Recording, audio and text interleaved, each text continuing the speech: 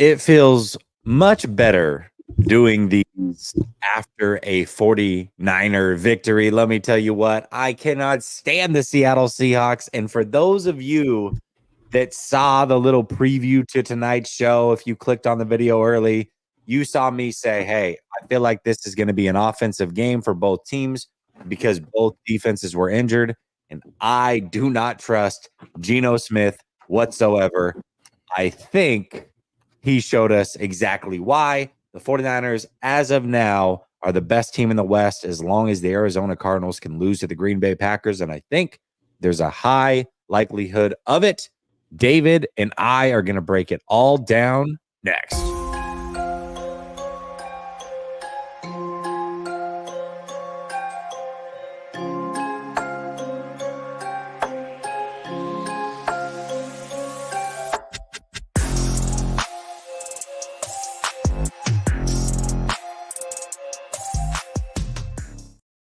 All right, welcome back to Last Second Sports, where we are giving you our take down to the last second. David, I did not expect to be able to do this show with you tonight. I am just blessed that we made it through this hurricane in perfect fashion. Didn't even lose power. I don't know how that's possible. It was a scary night, to say the least, but we made it through, man. Thank you, God, for bringing us through this. David, so nice to be here, man, especially after a win. Yeah, bro, I'm just happy for you too. I was getting a little nervous for you. I know you were a survivalist down there, cutting up trees and doing all that stuff. But man, I was getting a little bit Papa Bear, being like, I hope you're gonna literally weather this. So it's just, it's great to be doing this, and then definitely be doing this after what ended up being a little bit of a beatdown. Yeah, absolutely, man. Absolutely. Well, are you fully in the clear? Are you feeling better now? Everything good? I know it's been a couple weeks, but okay. Yeah. I've still got the little but no, my last antibiotic was tonight. I have been fever free for 6 days. I actually went out for a walk, and if anybody knows me, I'm a pretty active hiker, walker, things like that. So it's like the first time I've walked in like 11 days. So I was like, I put my Niners gear on.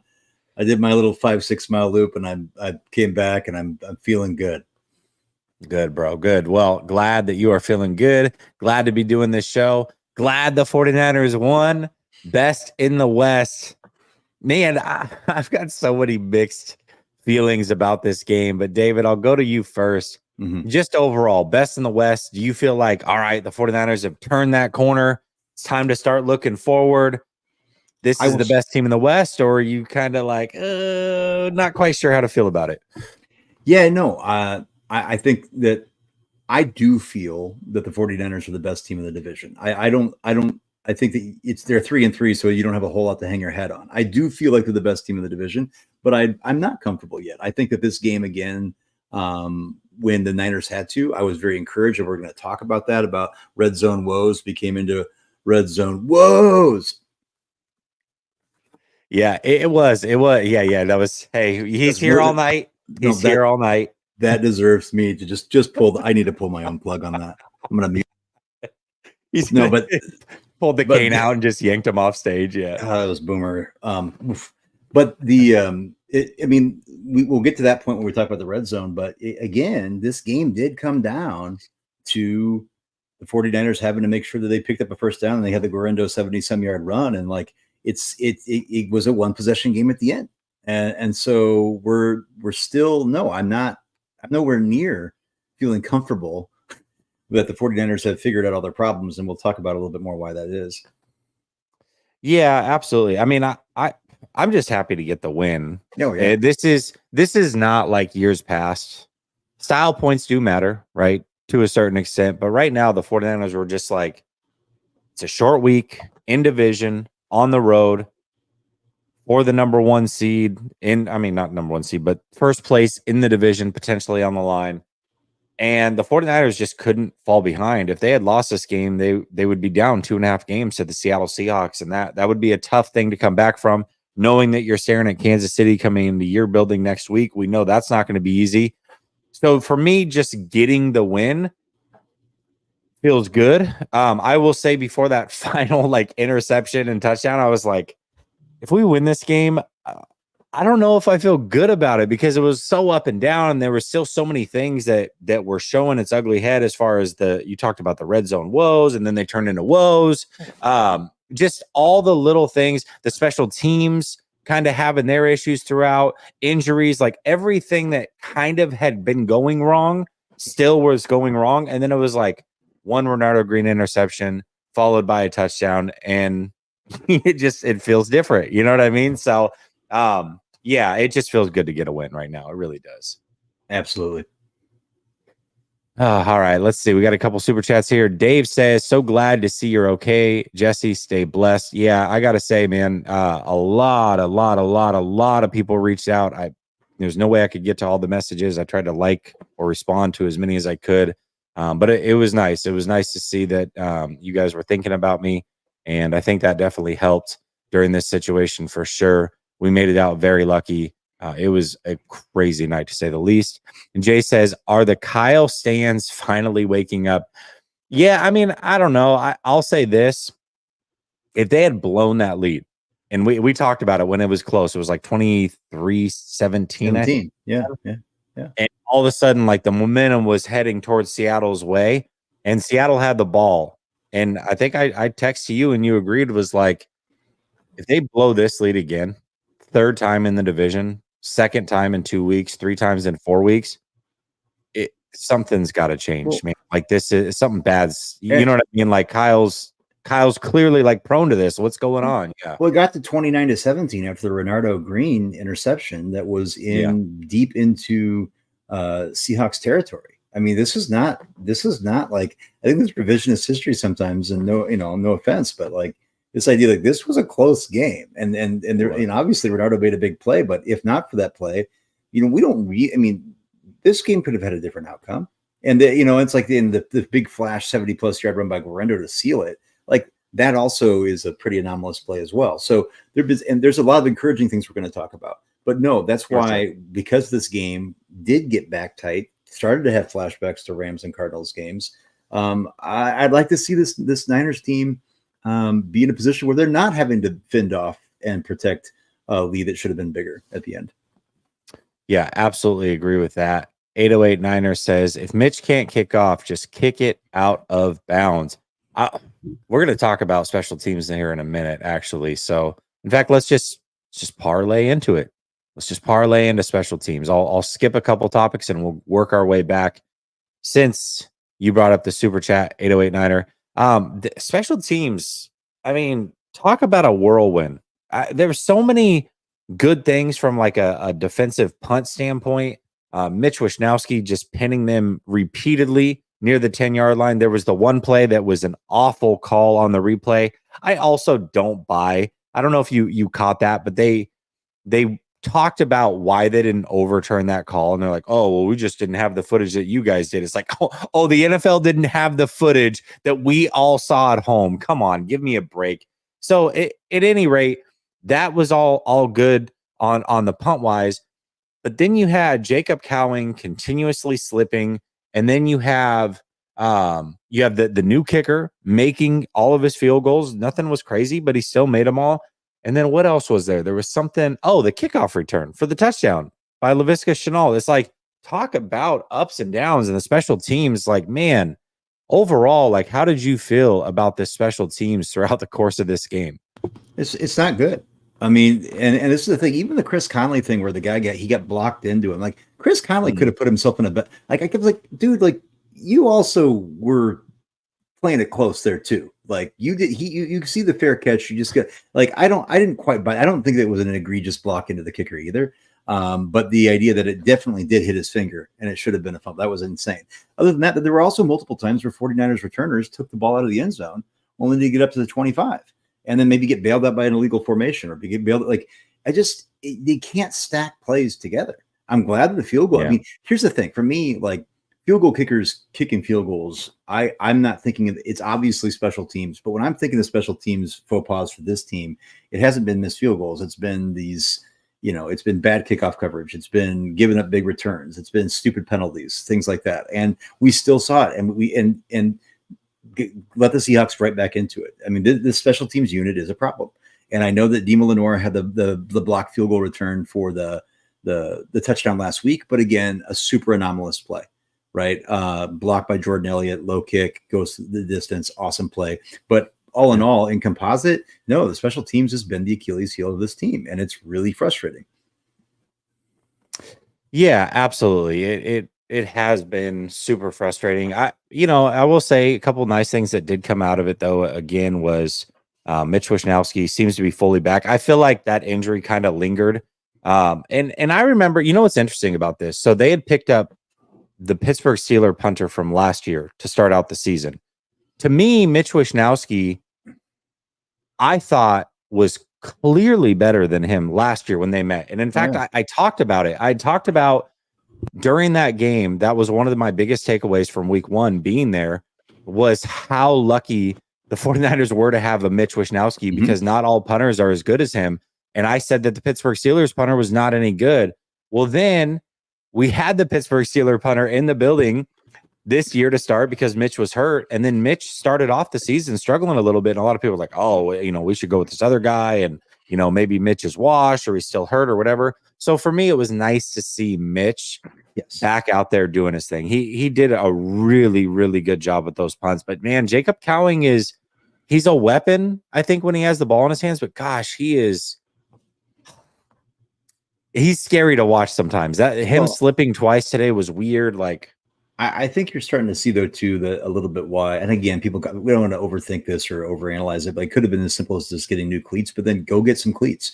Like if you're seeing like you're slipping like in the first quarter and second, like go change it up. Right? Nobody else is like having those problems, and so those could have and those have been some issues where like that could result in muffing a punt or like mitigating a return that should have been longer. And you're right, absolutely right about Wishnowsky. I think what I perseverate on the special teams errors. I'm not thinking about the boom and onion. So he not coffin corner, but nailed some punts inside the 10 tonight that were huge, and he's a big time weapon.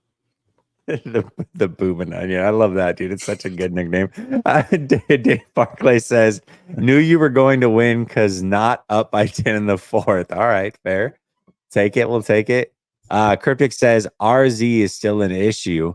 Red zone. Last week we were just in shotgun. This week we seem to use our fullback on screens, spread, etc. Why the lack of wide receiver, running back screens? We're actually going to talk about special teams. I'll save your comment because we're going to bring it up here in a minute. Excuse me, red zone. Ruiz says a top 10 quarterback wins versus you guys tonight. Yeah, maybe.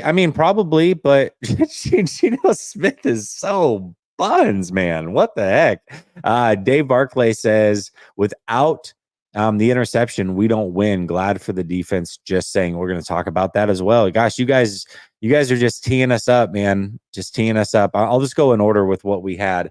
And that was the defense was actually next. And then we'll get into the red zone stuff. But man, I really felt like the defense played probably their best game all year, I think. You got to, everything considered, you have Ward out before the game. You have Huff out before the game. Obviously, we know that Hargrave is out for the year, most likely. Greenlaw still hasn't played. Then you lose Mustafa, who had already had a pick in that game. Dude, defense. Incredible tonight, yeah? You're muted. Your mute does work this week. My mute does work this week. I completely agree. I think that the tonight, I want to say they gave up an average of, I don't have the stats in front of me. I think it was less than 5 yards of play tonight, which is stout. But I think the things that I was really pressures, there were pressures. I don't know how many times they got home tonight. Did they get home at all tonight? I don't think they did. No. Maybe once. There was one sack. But what I was impressed with was I'm still looking at Nick Bosa. I think that people are obsessed about his sack numbers or lack thereof, and they're not seeing how well he's playing the run. I thought he played the run incredibly well, contained different runs multiple times, slowed guys down so the other guys could clean it up. Everybody loves Fred. Fred was sticky in coverage. Fred was being an animal, but I'm still like Nick Bosa to me is unbelievable. And then Renardo Green. Renardo Green was my draft crush. Bernardo Green was a guy who I had high expectations for. I remember thinking about Kingsla Suamatia, but then when Renardo was the pick, I jumped out of my chair. So when I saw that Mooney Ward was going down, and Mooney Ward's not been playing well. Mooney Ward's been playing pretty badly the last several weeks. And so I said, well, it's going to be bad because by Renardo. And then the last touchdown that gave up to Lockett, good play. But multiple plays tonight. This first big play was, forcing Metcalf out of bounds towards the boundary, making Geno put it in the back of the end zone instead of where he could high point it in bounds. And then, of course, the pick. He also, on Malik Mustafa's interception, which was a horrible throw by Geno, was also try to force him over. I don't even know if he saw Mustafa because Mustafa's kind of a short dude. And Bernardo had Lockett locked up, in that situation and forced the overthrow. And so to have Bernardo, a true rookie, come in and be able to play the way that he did was huge. And so I know somebody said if we don't get the pick, we don't win. I don't know about that, but I don't know if we don't have Bernardo Green in this game. I don't know if it's going to go the same way as it did for the defense in a game that was 23-17 in the fourth quarter.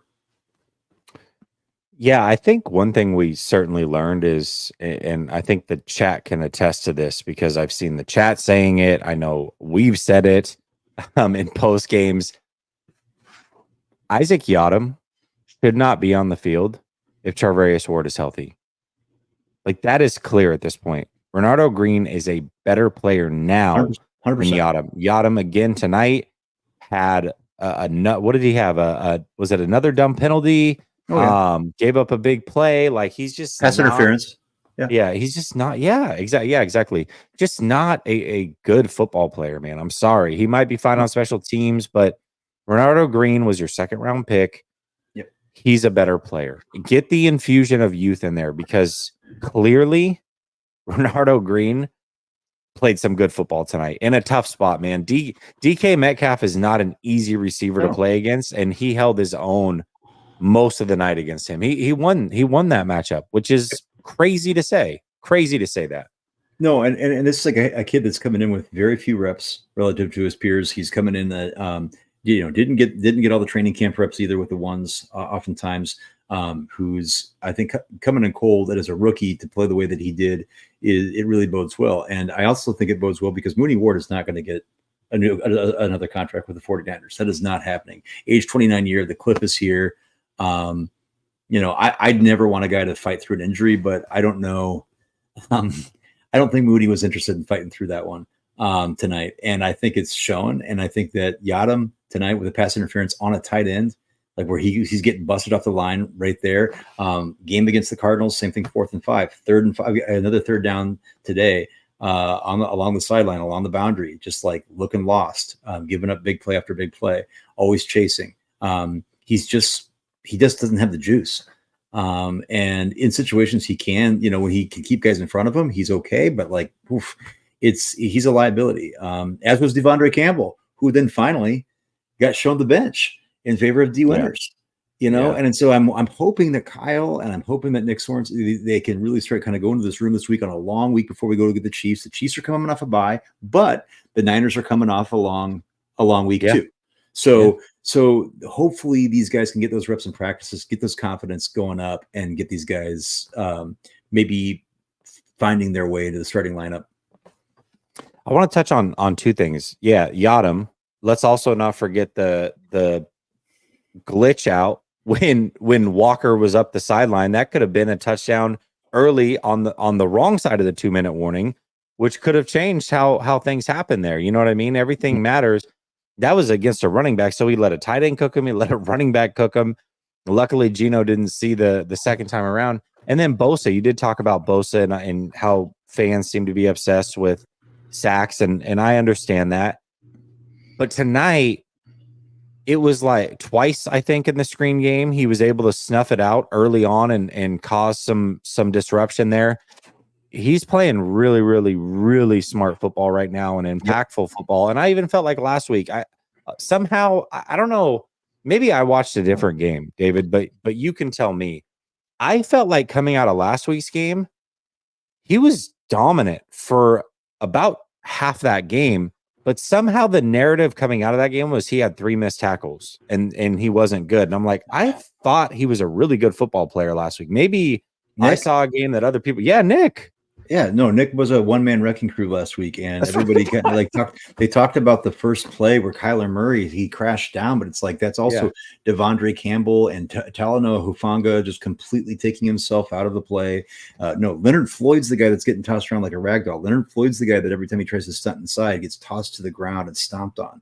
Like because he, he obviously he's bigger than he is, but he looks like he's 180 pounds dripping wet, right? Like Nick Bosa is playing lights out. He's doing a great job getting off his blocks, standing up guys in the run game. You have to understand also that he's been put in situations where the offensive line is chipping him a lot. The tight ends are chipping him a lot.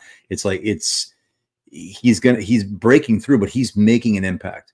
Right. Even the interception that Mustafa had, it wasn't like he was sacked, boom, boom, boom, but it was a pressure that did force a bad decision by Geno Smith.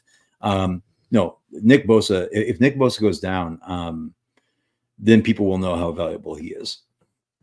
Yeah, I mean, somebody else has to step up on the defensive line as well. I mean, Malik Collins has like a play a game where he throws somebody to the side and it looks really good, but like throughout the course of the game, he's not making like a huge impact as far as a pass rusher goes, which I thought that he could. And there have been times, but yeah, somebody else has to be able to step up. Otherwise, Nick is going to continuously get these crazy double teams and it's going to be an issue. But I will say tonight, they were definitely getting some good pressure on Geno. And Geno just unforced errors like crazy. I mean, he's so awful. Against the 49ers especially. He's just got there's a mental block against San Francisco. He just can't get out of his mind, and I absolutely love it.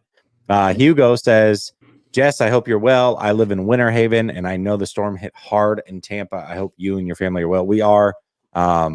There's some neighbors that didn't make out as well, but for the most part, everybody here is good.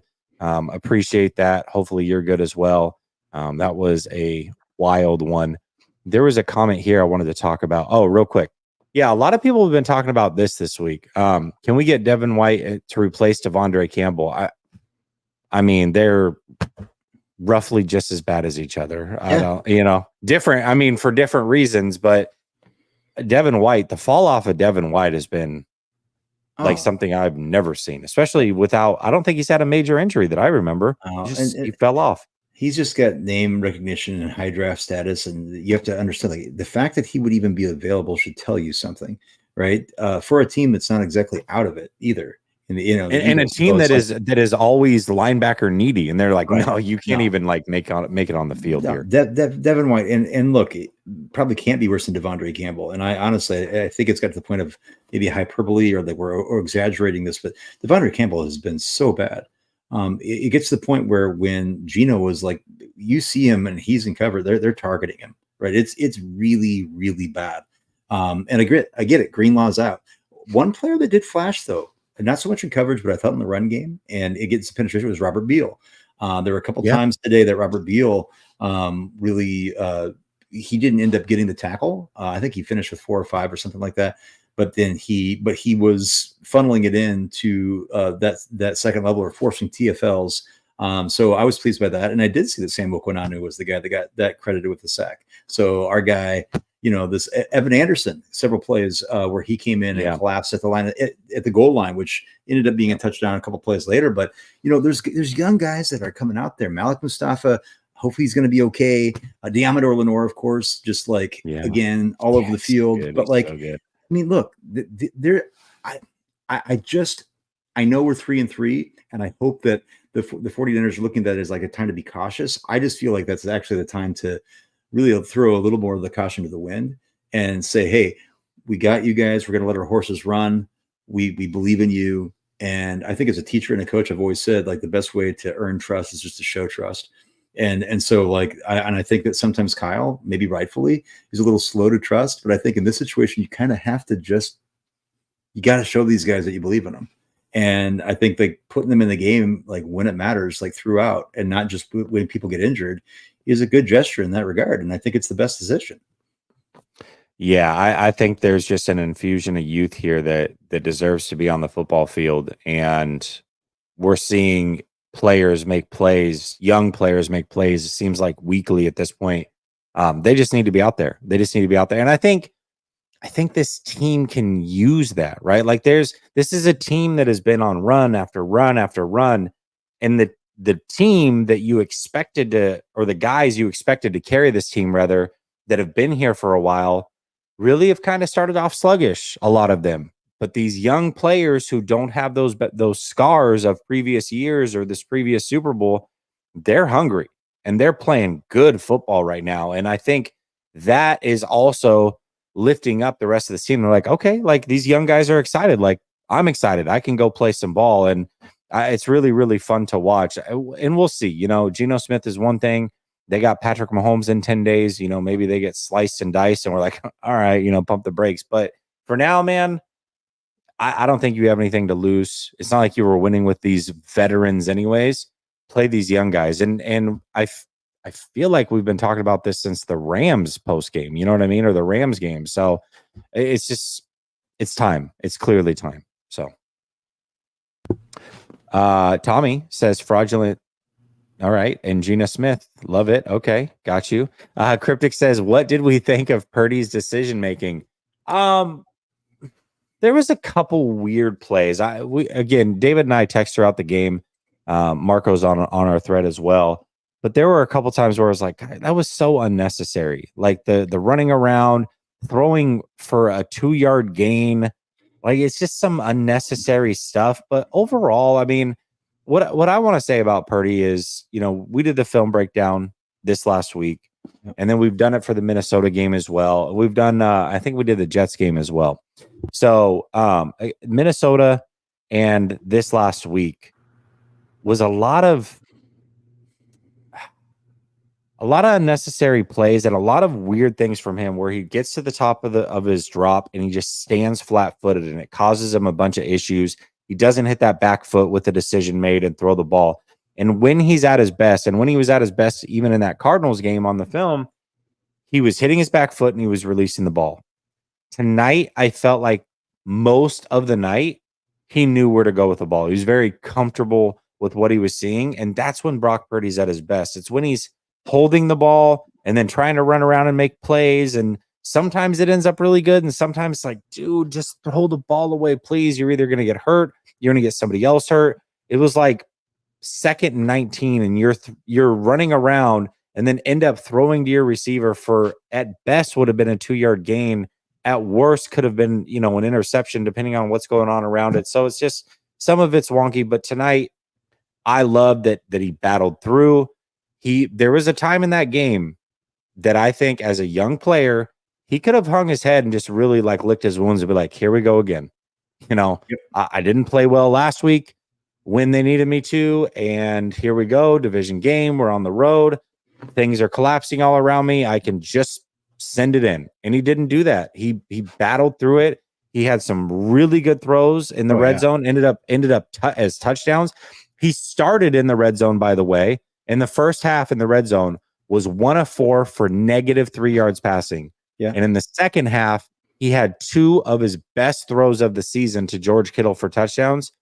You love to see that. You want to see your quarterback battle through. So I think he deserves credit for that as well. And both of those throws were high level difficulty throws. The first one, yes. I mean, there was only one spot for that ball. The second one, we talk about, looks off the linebacker, goes through like subtly in traffic, like, yep. Again, precise throw. And those are the type of things, though, I don't mind throwing in the red zone. I want to see those plays, though. And it seemed like what we've been seeing in the red zone are these like 7-step drops or like fades to the corner or things like I want to see more on the MOF. I want to see, sorry, I'm used to like voice texting, middle of the field, right? I want to see those targets. One thing that I did think that Purdy did at the beginning, like you talked about, he really did a great job of evading pressure, but there was times where he was kind of prematurely escaping the pocket when there wasn't pressure. And I think he's kind of got that in his muscle memory. You know, he likes to scramble and then he's going back 15 yards. And when he escapes that, that's awesome. But if he were to have been taken out in that situation, that would have taken you out of field goal range. So there's little things, but then I thought he redeemed himself really well. I had some frustrations, but can't quibble when you're making the plays like you did finally, you know, in the red zone. And so I just hope that Kyle stays creative, and gives guys like Kittle. And the one thing I'd like to see, I'd really like to see Brandon Ayuk get targeted more. And I know that that's not the topic we're on, so I'll table that for a little bit. Yeah, no, that's totally fine. Dave Barclay says, "Is Mason okay? Garindo is faster than I thought." I think, Garindo, that was the thing. His straight line speed is incredible. It's just, can he see the run fits? Can he make the right decision? He's still so young in his career, switching positions as well. So, but once he gets ahead of steam, Garindo's very, very fast. Like that, that was evident for sure. He was a 4.3 high 4.3 guy. Yeah. Absolutely. Absolutely. It's actually okay though. I mean, that's the problem. Yeah. Well, let's just talk about it now. I will say this: if Mason is okay, David, you tell me your thoughts. I felt like tonight, for the course of the season, because we don't know what's going to happen with CMC, but for the course of the season, if Mason is in fact okay, and it was just a one-night thing, and he'll be back next week, this was the best thing that could have happened to the 49ers run game. Yeah. And I think that to get guys like Garindo in, even get guys like Patrick Taylor, who I'm not a huge fan of, but he's good in pass protection. He understands the offense. He comes from the LaFleur system in Green Bay. Like this, like they were able to run their offense in that regard. And I think that shows you the flexibility that Kyle has about interchangeable pieces. But I also think it may show that maybe Kyle can stop leaning on people like a workhorse every single time. There's a reason why Jordan Mason was going to break. I think he came like 4 yards short tonight of Charlie Garner's 6-game record of the first 6 starts with the 49ers. But there's other guys that can touch the ball. And I think that hopefully, this is the thing. I'm not sold that Kyle will actually learn that lesson, because I think that when CMC comes back, I'm just going to call it right now. If and when CMC comes back, I don't think you're not going to see RBBC. You're not going to see Bijan Robinson, Tyler Algier, right? Like you're going to see CMC still getting the lion's share of the carries, and you're going to see Mason go back to being the water boy, right? Like, and I hope that's not the case. So like what you're saying, Jess, like I hope like this is like the best thing that's happened, so that we can maybe get people spelling each other. But I'm not so confident that's going to happen. Yeah, I guess it is all up to Kyle ultimately on whether he makes that decision. But it was just like, if there was a lack of confidence, hopefully after tonight, some of that has been spelled, and it's like, you moved up and drafted Garindo, so why not give him touches? And he wasn't perfect tonight by any means. He certainly had some carries early on. It wasn't, great, but man, he's good enough to get at least something, take something off of Mason's plate. Now, I am concerned long-term about that injury. Now, when he first fell, I thought 2 things: either broken collarbone, which it clearly wasn't that, they went in for x-rays, or some sort of shoulder like separation or something like that, AC joint, which it certainly can be. And he came in for one play, and unless my memory serves me wrong, I think he came in and ran out of bounds, and then was just like, I can't do it. I could see it on his face. He was like, he was like he was gritting his teeth like before he even got to the sideline, and which isn't a good thing, right? But bottom line is, they did the X-rays. I'm sure they did do an MRI yet, but like at least it's nothing broken. That doesn't mean that you don't have some type of ligament damage. Hopefully it's minor. I'm assuming that if he were able to come in, my concern is why, if that were the case and you didn't have that information, why would the medical staff give the go ahead? So, and what does Kyle do? Boom, right away, gives him the first touch for 9 yards, right? This is why I'm not confident. This is why I'm not confident that Kyle's actually going to take care of these guys. Like, I'm just not. And so, and again, I don't want to pile on Kyle too much here, but like you said, Garindo, we both talked about it though. Marco and I've done, it's clear his vision is not good right now. It's like he's not there in this offense. But that's why they traded up to draft him, because of what he could potentially fit into that. He's also very good and reliable in pass protection. He's a receiver first. before he went to Wisconsin, then to Louisville. So he can be a natural pass catcher. Like you could use him in that H-back role as well. So there's a lot of cool things that you could do with him, like a true offensive weapon, not like Juice. And so like this idea that, I mean, that's what I'm hoping maybe over this next 10 days that Gorindo is, because they might have to lean on him. Like this could be an injury for Jordan Mason. And so we could have Patrick Mahomes coming into town and you've got Isaac Gorindo and Patrick Taylor as your running backs. Yeah, that would well, but that's the thing. Listen, I like that Gorindo played, and that's if Mason's there. You know what I mean? I'm with you, and I think though that this is the type of thing where it's like Kyle's got to say, hey, why did you trade up for this guy? How can I get creative in my play call? I would love. Yeah. You talk about getting guys in open space. Gorindo's got juice. Like literally, I mean, he's got juice. Like you might start. Like, are there some plays that you can start designing where you're putting him into those situations instead of Debo?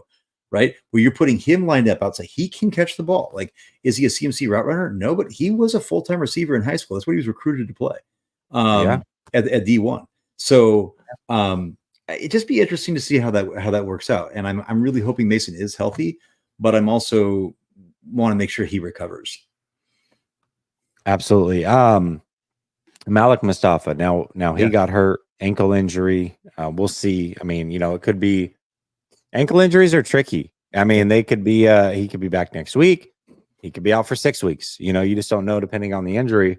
But let's assume that he is healthy. Let's assume he's healthy.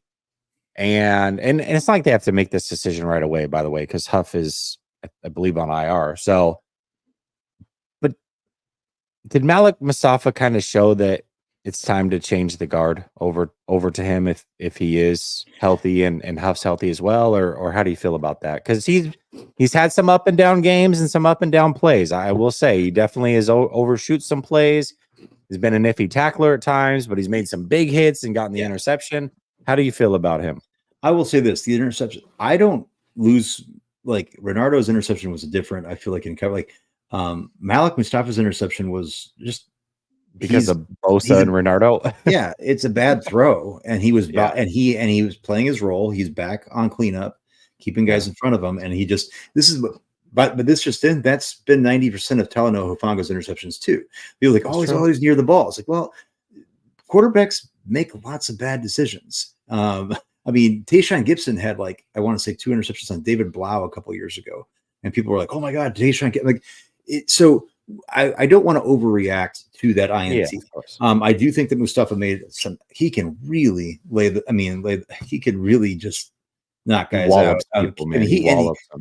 Kenneth Walker, Kenneth Walker's not, some 300-pound bruiser, but Kenneth Walker's got some juice and Mustafa came in and just stopped him in his tracks, but also Fred Warner did the same thing. So on those situations. So Mustafa's got that. And I think I've been saying this with all those guys. I think Mustafa's shown enough where he's definitely more athletic than Talanoa Hufanga. He's definitely got better range than Talanoa Hufanga. He's definitely somebody I'd trust just as much in coverage. I don't trust Talanoa Hufanga in coverage. And I can see that Mustafa can make plays at the line of scrimmage like Talanoa Hufanga. And we don't even know when Hufanga's coming back. He's on IR. And we don't know if he's coming back after that.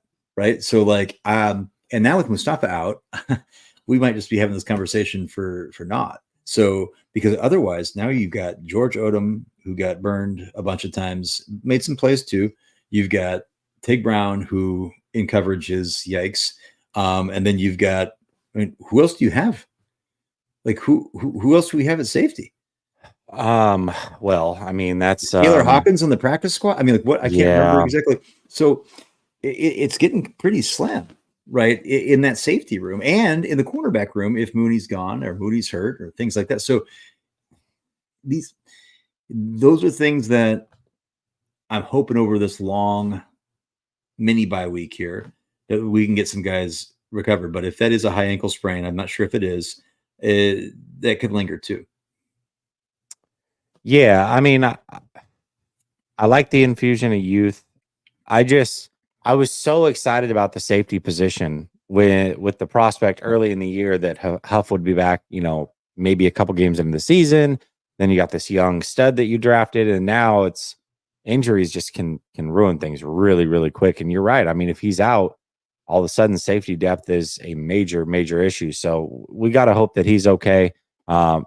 This is the nice thing. Now, this is what sucks about Thursday night games. You got a quick turnaround and it can be an issue, especially with travel and all the other things. But what's great about Thursday night games is that you have a mini bye week.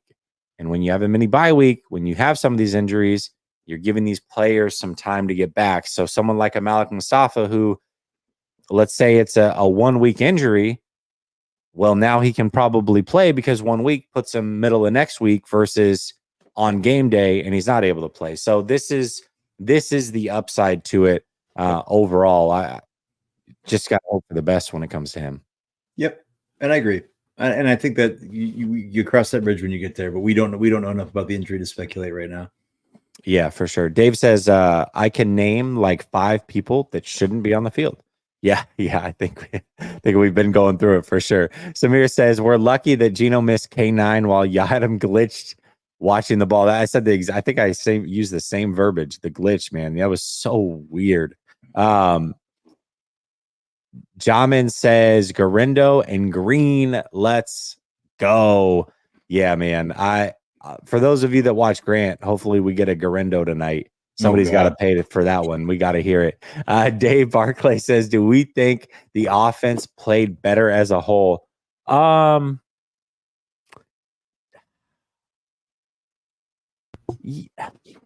Yes, but it's tough. The reason I'm hesitating is not because I thought they were awful by any means. No turnovers. That's something that we can talk about. That's great. Yep. But they were also put in short fields a lot tonight, it felt like, because you had the interception. You had, or maybe I'm tripping. Maybe it was just the interception. For some reason, I felt like it was short fields quite a bit, but maybe I'm just. No, there was the interception, and then there was the Laviska Shenault fumble on the kickoff return. But that being said, though, I mean, you're averaging 8 yards a play. You know, even without that last drive where Garindo has that run, you eclipsed 400 total yards. So, but with that drive, I mean, you still almost got 500 total yards. I mean, they're moving the ball. I mean, the problem is the red zone offense, and then that did get remedied and rectified at the end. But it's still, though, kept the missing 3 at the beginning because it was 16-7. Yeah, 16-0. So there were 3 field goals. Right. And then one of the field goals wasn't technically red zone, but it was the 3 and out after the Shenault fumble. So but that was still like at the 30. So like you basically had veritably 3 red zone opportunities. And this is the thing, you get those opportunities late, but it's still a close game late. So this has to be incumbent on Kyle. There has to be talks about what are we doing? Is this just chance, or is this a pattern that's really a big problem? Yeah, and again, this mini bye week is going to be crucial to figure out a lot of things. You know, whether you want to play the young players like you talked about, whether you want to work through some of your red zone packages, try to figure that out, because I think you're right. I mean, they still ended up 50% tonight. Yeah, am I mistaken? At what? 50% touchdown percentage in the red zone. I mean, as great as it ended, I think they were still 3 of 6. Let's see, 1 of 4. Could be wrong. 2 of 5. 3 of 6. Yeah. Yep. Yeah. So actually, it was, I think, 4 of 7 because they ended up getting the juice touchdown at the end there. Yeah. Oh, that's right. Yep. Yeah, you're right about that. Okay. So 4 of 7 was one of the better ones they've had all season. Okay. Yes, absolutely. 100%. So it is a whole game. It doesn't matter just the beginning, but I think that, it just, you're not going to get them all. You're not going to, but I think that the other big thing is the difference between being in the red zone and, to me, being first and goal. Okay, goal to go situations. The goal to go situations should be, I'd like to see that data for that, because that's what's been the most frustrating. Kicking field goals inside the 10-yard line is just, it's tough. Yeah, it really is. It really is. Dave says, and did our new kicker get hurt on a tackle? No. I didn't see that. No, we did not. Okay. I think that was just a joke. Okay. All right. PDX Niner says, would like to see more Luter over Yadam. Would help with understanding the offseason, free agent, draft, etc. And Yadam is buns. Yeah. Well, Luter over Yadam. Geez. What about Are you saying if Ward's out, you'd rather see Luter? I'm sure. I don't have a problem with that. I mean, it's not like Yadam's doing anything. So. I mean, Rocky Sin is on the team as well. I mean, I'm just saying, like I like this. I'm not a Rocky Sin stan, but it's. I mean, right now, I think that you have to start like considering all hands on deck. Yeah, absolutely. Thank you, PDX Niner.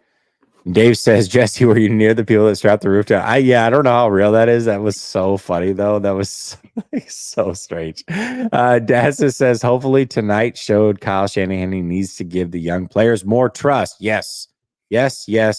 Dave comes in and says, if Kyle played younger guys, we'd have no topics. Yeah, dude, I'm telling you. Dave says, having Garendo to spell Mason would be huge. Yes, absolutely. Just having Mason back will be huge. Matthew Sanders says running back chart is Mason Debo ? Underpants. Nice, man. Thank you, Matt. I appreciate it. SoCal Ram says, congrats, Jesse, but y'all not beating the Chiefs. Hey, chill out, all right? We got 10 days to worry about that one. Sean's Garage. I started this one. He says, glad to see them finally win a close game, I think is what he was saying. And the reason that I started this was because I love that take and spinning it optimistically, because we talk about style points and how this team last year probably blows out Seattle tonight. But there is something to, they've struggled in close games, especially when they've had leads this year, and they essentially had the same situation arise after what was frankly a tough break in a missed call on special teams where they should have had the ball in at least field goal range and gone up 2 scores again.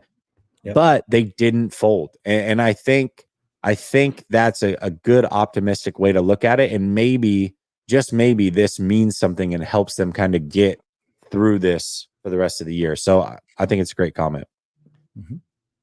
Dave says 357 people live, like and sub for hurricane relief. Yeah, I think I'm going to do I'll have to do another donation stream after this one for sure, Dave. Thank you. Fluffy Phil says, Garendo made a selfless play by sliding in the red zone on that big run, sliding for Seattle to burn at least one timeout and help seal the game. I'm not a fan of that, by the way. I don't think he slid. I think he got clipped. Tackled. And then he went down, and it looked like he was. It wasn't like I remember years ago, Brian Westbrook was at the end of the season. He was a fantasy darling back in the day, and then he slid, and I think it was like championship weekend, and like there were just so many people that needed that Westbrook touchdown.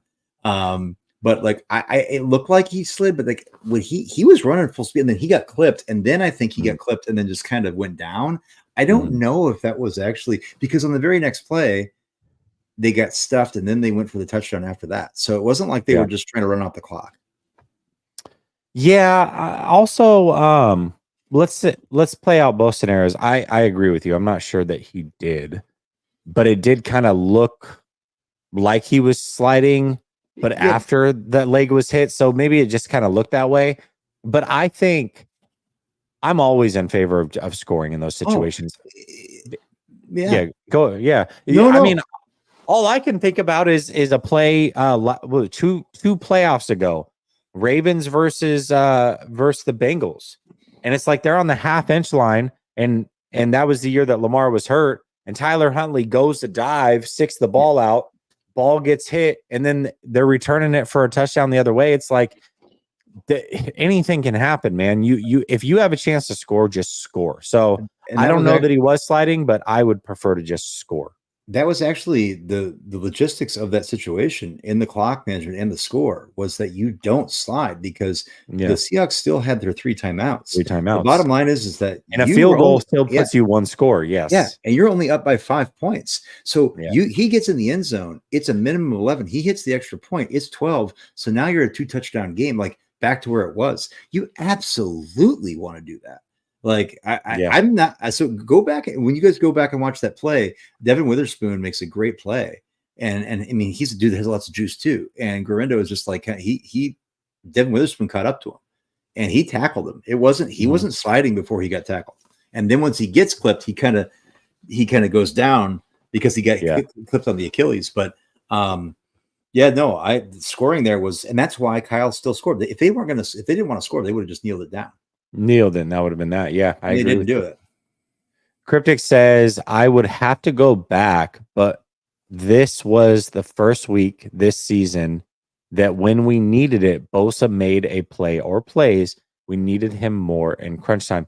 Yeah, I felt like he did last week, though, too. I really did. I felt like he took over that game at a time when the defense wasn't at its best. It just obviously didn't pan out, and they ended up losing, but I don't know. Maybe I'll have to go. I would have to go rewatch it, but that was the feeling that I got. I could be wrong though. Cryptic. Samir says +1 Barclay, feed the algorithm. Yes, I appreciate it for those of you that are liking to help feed the algorithm. Daza says good win, but should have been a blowout. I agree. Curious to see how we look the next 2 games.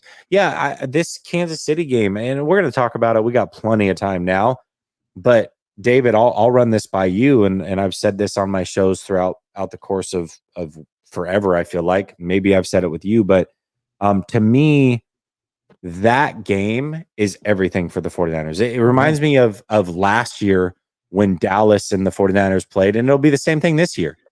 Dallas has to beat the 49ers in the regular season to have any semblance of confidence that if they were to play, they can beat them. Because if they lose to them yet again, then it's like, where does the confidence come from? You know you can't beat this team. 49ers and Kansas City are the same way.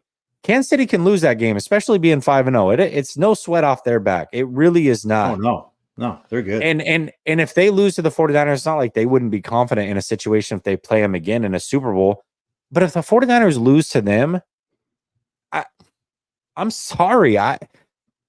It'll weigh on them mentally. I don't care what anybody says. If they meet up in the Super Bowl, you got guys like Debo, Warner, Bosa, Kyle that have been there for a long time, Kittle, and have not beaten this team at all in many, many, many years. So they've got to win this game, in my opinion. They've got to win this game. I would say the next 2 games, and it's easy to get in this recency bias or even the future bias. I think these next 2 games are the most important games of the season for them. I think that going into the bye at 5-3 after going through Seattle, but they could be able to go through the defending Super Bowl champions and then your arch nemesis in the Dallas Cowboys, who are, regardless of what people want to say, are still a team that they have to beat. They have to contend through. They're going to play. And I think what this Chiefs game reminds me of, it's not in conference. I understand that it doesn't count, but as a conference win or loss. But growing up in the 90s, the team that you always had to beat was the Dallas Cowboys. And so the playing the Dallas Cowboys was the Super Bowl. You knew that if the Niners got to the Super Bowl, they weren't losing to whoever the AFC was going to put out them. And in 1994, when 30 years ago, when the 49ers last won the Super Bowl, it was this hard-fought game against the Dallas Cowboys. And I can tell you, I can remember vividly that win.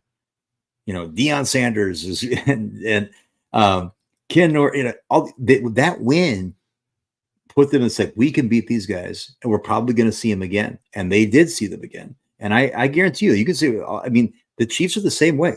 That's been their foil. And I think the 49ers in the back of their head know that if they get to the Super Bowl, I got all due respect for Josh Allen and the Bills and Lamar Jackson, the Ravens. Oh my goodness. I picked the Ravens to get to the Super Bowl this year and face the 49ers. Don't think that the Niners don't think that they're going to see Mahomes again. If they get that far. And I think that you hit the nail on the head, Jesse. Like, they have to do this for their confidence. And I think that losing to this team yet again after they got shellacked a couple of years ago after CMC got traded too, like that's 4 in a row. That's 4 in a row. And then you're going in and you're 3-4, and then you got to recover and go against the Dallas Cowboys team that is going to want to give you their best too. And I know nobody gets afraid of the Cowboys, yada yada yada yada yada, but this team isn't 5-0, 6-0 like they were, like last year, right? This team's 3-3. So I think this Chiefs game to me is as big of a game as the 49ers have played in a long time. Yeah, if they lose that Chiefs game, they would be 0-5 against the Chiefs in the Shanahan era. And a lot of those players have been there. Yeah. A lot of those guys have been there. So, I think it's a must win as well. Not in the standpoint that, like, if they lose to an AFC team, they're out of the playoff. No. But as far as, like, their confidence, if they were to play that team in the Super Bowl, it's needed.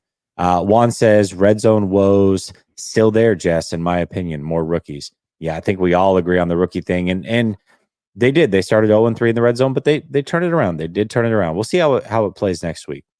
One. Samir says our kicker did get rocked tackling a kick return. I don't know. I honestly, somehow I must have missed it. I don't know if it was at the very end. Dave says that he went to the locker room as well.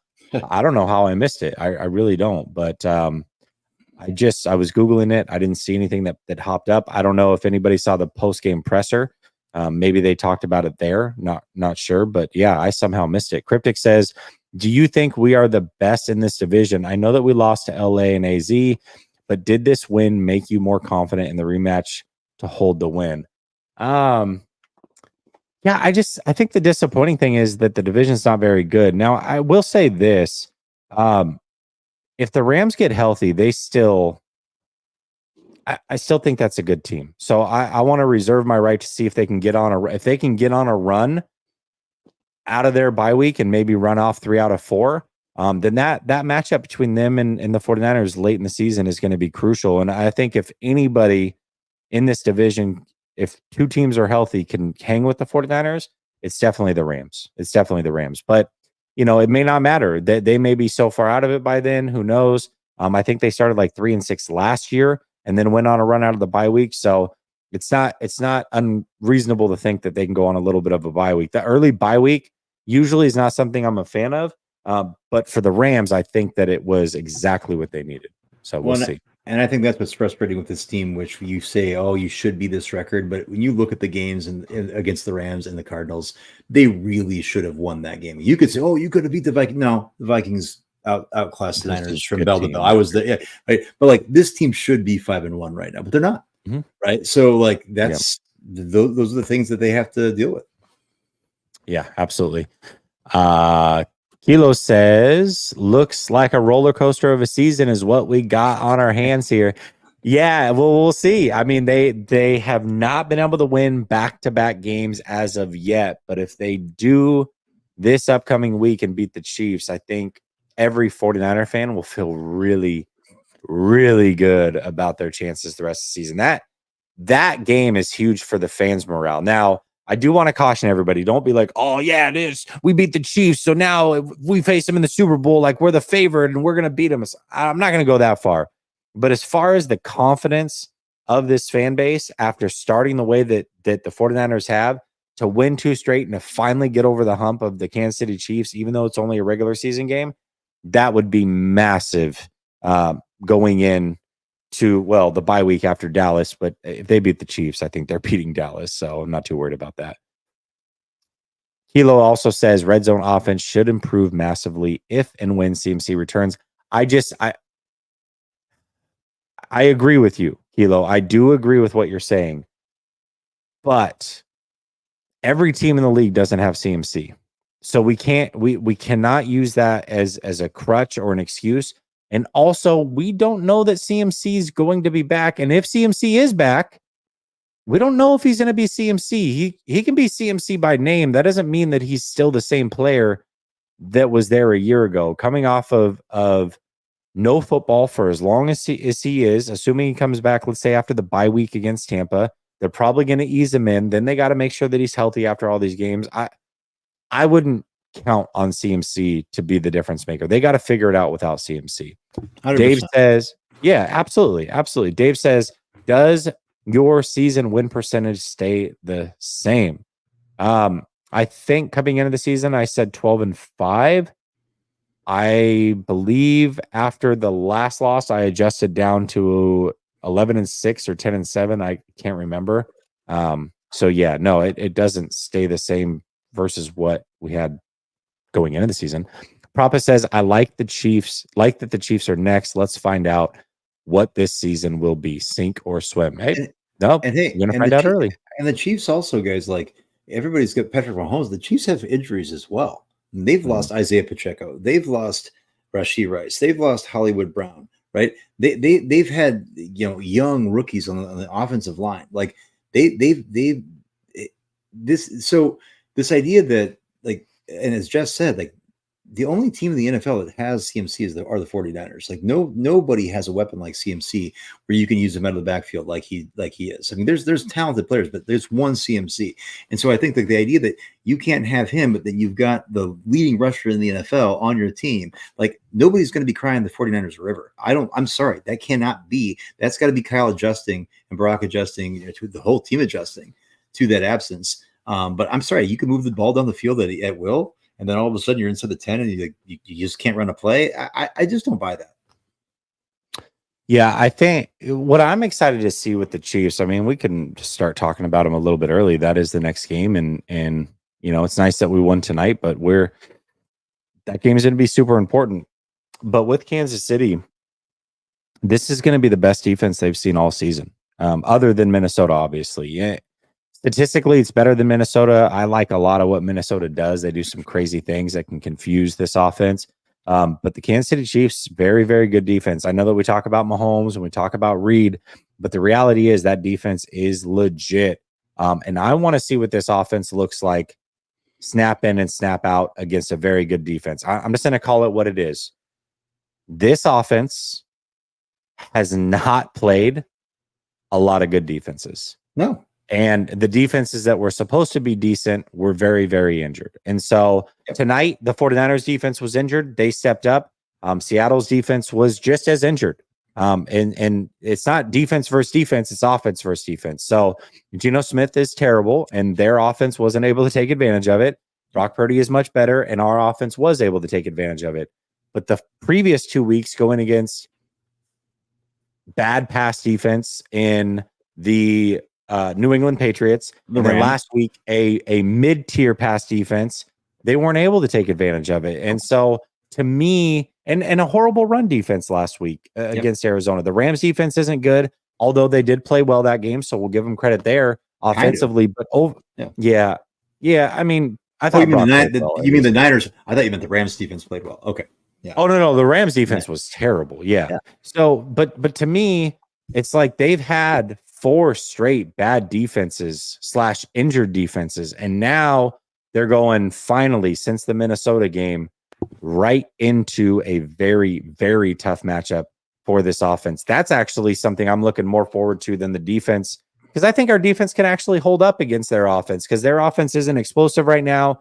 They're trying to find their footing. They've got a lot of injuries as well. I think our defense can really hold serve here. But can our offense beat their defense? That's what the game comes down to for me. I agree with you. And the very next week, they've got Deron Bland coming off of IR. They're going to join in Trayvon Diggs. Like the Cowboys, like that makes their secondary a lot more dynamic. And so there's to be 2 teams in a row that, and the Chiefs are getting much better defense than the Cowboys. But yeah, you're right. Like this offense has not been tested. And the one time they've really been tested was in Minnesota. And we saw what happened, right? Like just mistakes were made. And so I'm going to be there at Levi's. My guy Javi, I'm looking forward to having a little vacation with my wife. She's not going to the game, so we're going to do our little thing in Monterey and go down to Big Sur. But yeah, I'm really excited. As excited, I didn't think I'd be pumped up about a team that's 3-3, but I'm pumped up because I think this is just such a pivotal moment, and I think that if this is the game that puts you over 500, this catapults you with that momentum into Dallas. And the potential to be 5-3, given this horrible start that we had, you got to think this team's feeling themselves, especially with the prospects of CMC potentially coming back after the bye week, or at least soon thereafter. So I don't think the season is over if they lose to the Chiefs, but I think it's a gut punch. Yeah, absolutely. I mean, we're going to learn a lot about this team against the Kansas City Chiefs. And you're right. I'm happy for you, because I did forget that you were going to that game. If they had lost this game, it's just like, man, I'm just going to watch the end, like the end of the end of this. I almost said dynasty, but they haven't won any Super Bowls. The end of this very good team's era right here in front of me, just going to slaughter. So I'm glad that they won. Now momentum's in the right direction, and it's like, man, if you can beat the Chiefs, man, how different can 2 weeks make in this league? It really is interesting and cool to see. It hurt me to hear you say that this dynasties, and then corrected yourself to say this hashtag very good team. And like honestly though, this is the thing.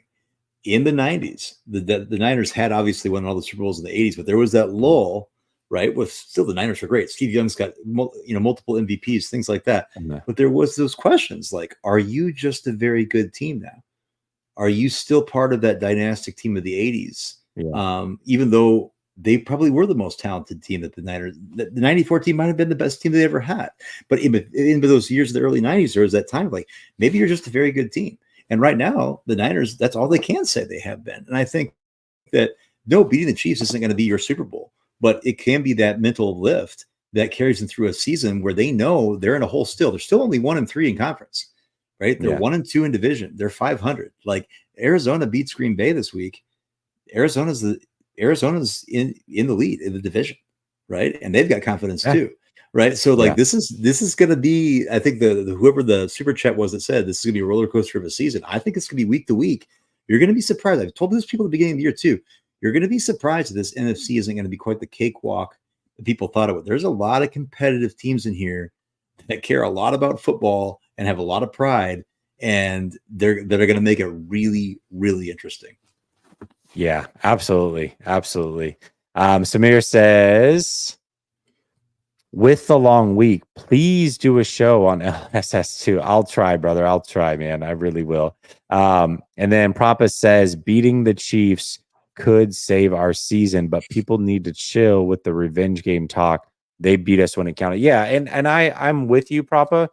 It definitely really puts this season into a spot that is heading in the right direction, but it's definitely not the, oh, we got our revenge. Like this isn't like beating the Eagles last year.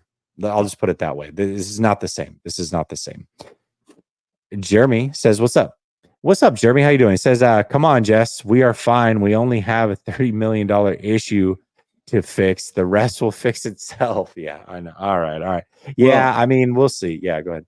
No, that's the thing that we didn't talk about that I want. I mean, I still feel that I don't know if Kyle is treating Brandon Ayuk like he is a guy that you can run plays through. Like he's always done for Debo. He's always done for CD. He's done it for Juice, right? Like I want to see Ayuk become more featured in this offense. And I feel like, at the end we separated, but it was still way too tight. I mean, it was a one. Look, it was 29-24. If they get stopped there on that drive, like we don't know what happens. Like this was a tight game at the end. Good point.